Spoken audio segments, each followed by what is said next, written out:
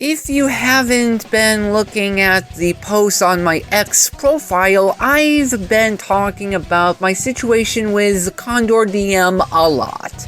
This was a journey for me with various changes to the script writing before actually recording on February 8th. To help with talking about this situation, this video will be cut into multiple segments with assigned chapters.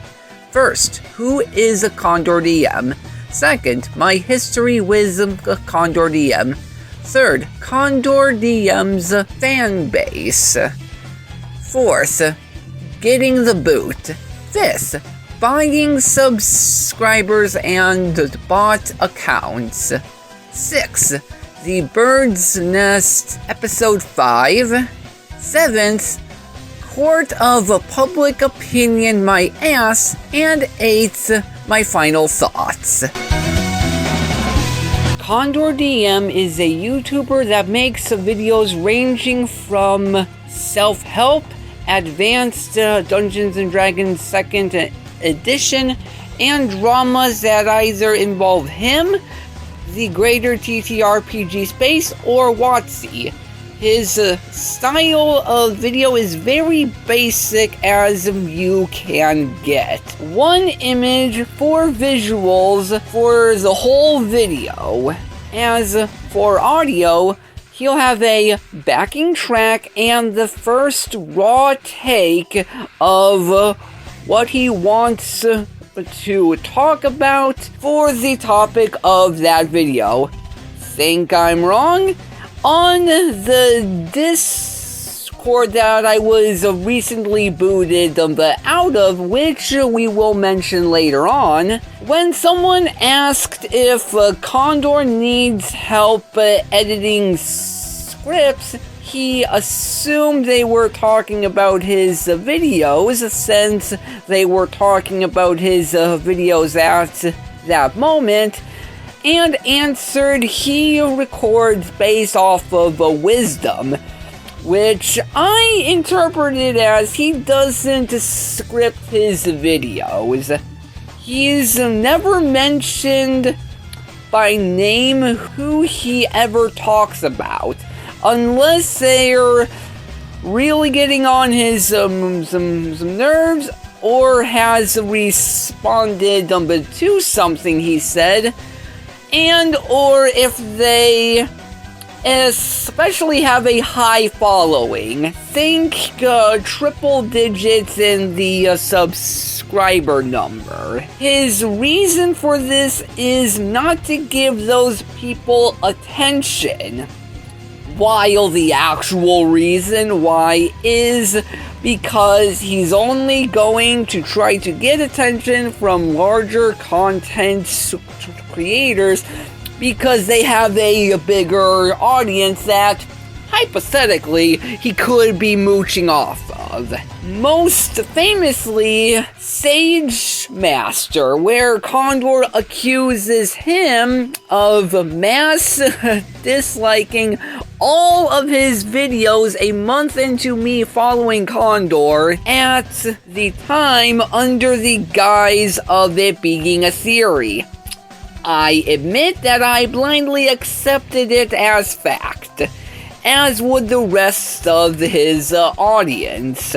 Sage Master disproved this thanks to using a browser extension that bypasses YouTube hiding the dislikes to defend himself of the accusation, which, surprisingly, the videos that Condor claimed that Sage Master did mass dislikes on. Shocking, I know, but they apparently do not have dislikes on them. Finally, one thing that we all can agree on is that Condor doesn't take second chances with people who talk bad about him. Remember this for later on also. I discovered this man around 6 months ago. I found his videos refreshing in a sense. A straightforward sounding fellow with a sort of a blunt tone to his voice. I found his videos enjoyable and subscribed to him, unknowingly going into a blindly loyal fan base, becoming as such for a while, admittedly, and in the grasp of a content creator who is not what he really is. As for the relationship we shared, it was pretty good as long as we didn't push any boundaries. Specifically me pushing his because, again, I became pretty blindly loyal. He was really supportive of my TTRPG explorations, supporting me doing public play, and doing anything I can to get back into playing TTRPGs, even if it meant going into solo gaming. He was pretty fine with me doing it if it meant I was having fun again with TTRPGs in some way. Is it Yes Man O'Clock? Because that's what Condor's following is. With 2 Discord servers for either his YouTube channel or TTRPG related subject matters, it's quite a cultish breeding ground for him to make people into either silent approvers, yes man, or allow them to say anything they want as long as it doesn't involve anything being said about him that is put into a negative light.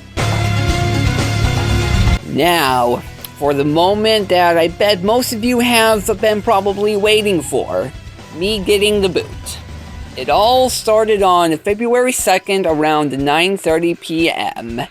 with me asking him, do you not use YouTube Studio to check the status of your videos? This came about from a Driving and Dragons video called TTRPG YouTube is basically OF with more rules, where, among other things I didn't agree with or didn't think could be possible at the moment, he mentioned Condor would check his videos for comments instead of through YouTube Studio, which is one of the reasons why Condor's videos keep getting views. This thought would be pushed to the back of my mind, denying it for a while. Then on that Sunday night, it would come back, and I wouldn't be able to sleep if the question didn't get answered by the man himself. When answering, he denied the accusation, and after that he asked why I would ask him this, and I admit I wasn't mentally ready for that. All I was looking for was a simple yes or no, not a back and forth, but I didn't want to leave him hanging, so I gave him the best I could at that moment. So I answered that he could accidentally give himself views if he checked the status of his videos by going straight to the video itself. He then goes on to accuse me of doing the same because since I have a low subscriber channel, it would make sense for me to do that. I won't lie that I internalized how pissed off I got, but I wouldn't snap back. I tried to apologize for opening such a, and I quote, can of worms, and of course he would go off on me, leaving me no room to try to defend myself. From here, it was already 10 p.m. I needed to get ready for work at 6:40 a.m., so I logged off and went to bed. I had my question answered, at least, so I hoped things would be fine in the morning. Spoiler, it wouldn't be fine. Monday morning, I opened the Discord just to get the discovery over with, to find I'm not in his servers, and him saying he's done with me. This was when I was reminded of his no second chances rule. I know you could have multiple accounts that you could hypothetically use to inflate your subscriber and video view count, but only someone with no good heart would do such a thing and not admit to doing so if they did, right? Worse, did you know you could buy subscribers? After doing some Google sleuthing, there's this thing called Views for You, where you could buy subscribers for your YouTube channel. I didn't know that was even possible, but it is. And if Condor really did do this, it really changes way more about how I see him. And as for a matter of fact, Condor initially admitted that he did buy YouTube subscribers on a YouTube video, but that video is no longer there because it either became private, unlisted, or deleted to rewrite history of the moral wrongs that he has made. If he admitted to using a buying subscriber service like Views for You, I can see it making sense if he would use bot accounts to watch his videos on top of the views from his actual following. The Bird's Nest Episode 5 was a stream where Condor would give me the opportunity to talk about Fabula Ultima TTJRPG to his audience. But you can't find that. Why? That's because he put it on private. And I know it is because when I tried to access it through the description of my formerly private short, and now unlisted, linked in the description of this video, advertising the stream. I was initially shocked he would private such a stream, but I had to think back to my research, and unlisting videos like he did before isn't new to him. And if he doesn't want to be linked to a guy who he falsely believes is now a bad person, he would block all content he made involving them. That's fun. While writing this script, I just so happened to listen in on a stream that happened on February 4th, and thought that I would ask him through there what happened to the Bird's Nest Episode 5. Here's how it went down. For a game designer, being able to have control over the setting and put your thing together is a way of testing your ideas. Like, it's a simple, straightforward way of testing ideas that you have. Not every game master will become a game designer, but the option to be able to get in there and without anybody else getting in on your player brought this to me. You might hear some of the stories where it was funny how we had to say no to somebody, but that doesn't mean we didn't say yes. Keep listening. Right? Because collaboration was an open door. It was sort of almost expected that you would hear out a player on anything. So in that way, collaboration is a sort of constant, consistent thing. At least the potential of it happening is always there. And again, it was popular. It's just new people in the hobby. They don't know the history. They weren't there. They assume shit. And then they say, well, these old school game masters who over 80% collaborated with players all the time, they need to give up some control and collaborate with players. Is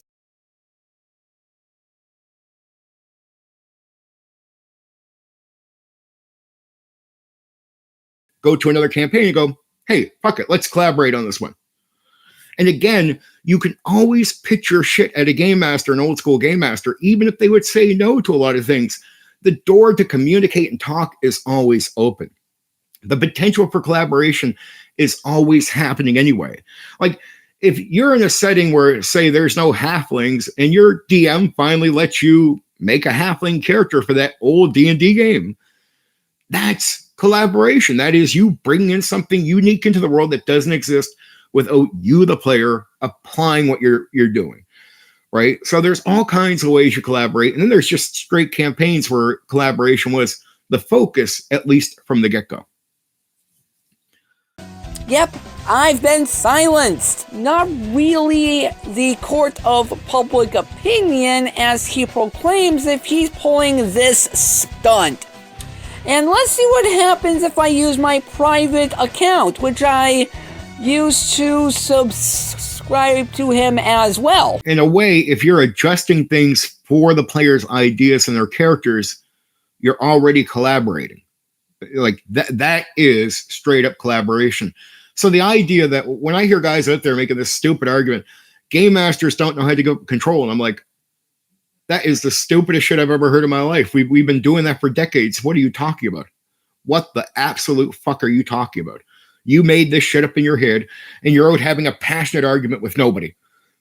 With nobody. I mean, you might as well just go look in the mirror and say to yourself, I'm stupid. Because yes, if you're out there arguing that game masters have an issue, ranty shit I've heard out there, like posts or something like that, especially from Reddit, when you check out who the game master is, it's like a 5e game master.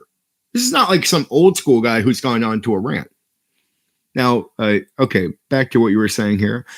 And if they get broken, say town burns down, then I allow it. My players have started a lot of fires. I hear I'm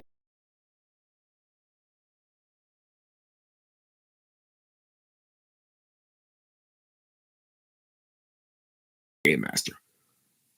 So I'm open to coming up with 20 different ways to collaborate with people.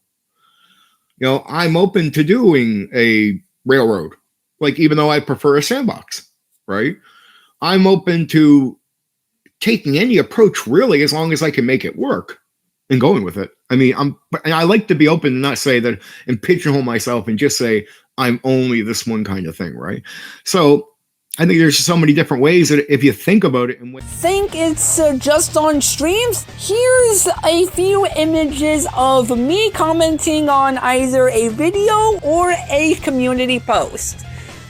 Despite my comments being there, the comment count is treated as 0, and they cannot be seen by anybody else. I'm obviously shadow banned or something like that. Fuck you, Condor.